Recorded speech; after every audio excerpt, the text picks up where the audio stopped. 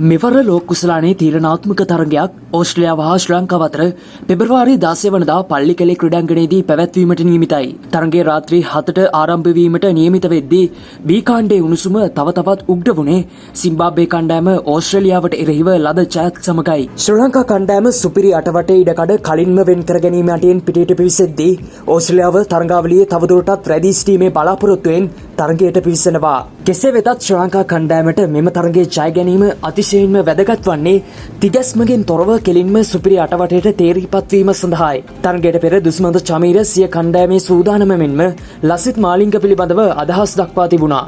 ලසිත් මාලිංගගෙන් අපිට ලොකු සහායක් හම්බෙනවා.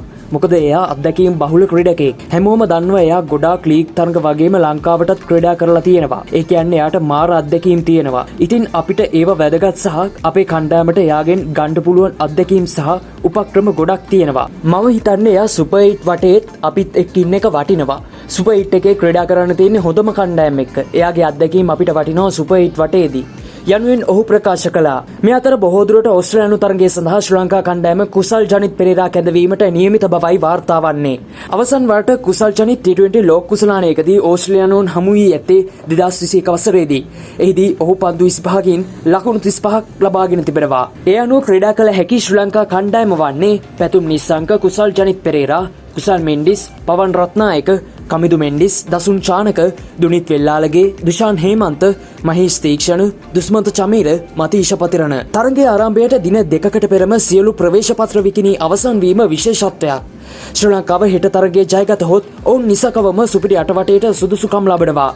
කෙසේ වෙතත් ඕස්ට්‍රේලියාව මෙම තරගයේ පහසුවෙන් අත් නොහරින අතර ඔවුන්ගේ ප්‍රබල පිතිකරණයේ යම් බලපෑමක් ශ්‍රී ලංකා කණ්ඩායමට එල්ල කරනු ඇති.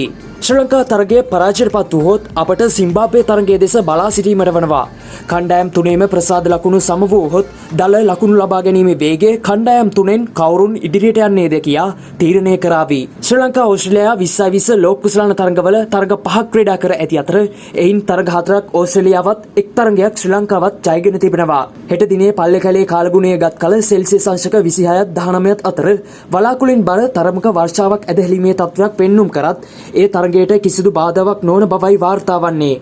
එමෙන්ම සුළඟේ වේගය පැයට කිලෝමීටර් 10ක් පමණ වනවා. ඕස්ට්‍රේලියාව සමග තරගයේ ජය ගැනීමට ශ්‍රී ලංකා කණ්ඩායමට හැකි වේවිද? ඔබේ අදහස අපට කමෙන්ට් කරන්න.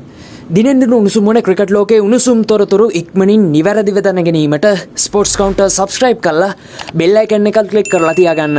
ඔබට සුබ දවසක්.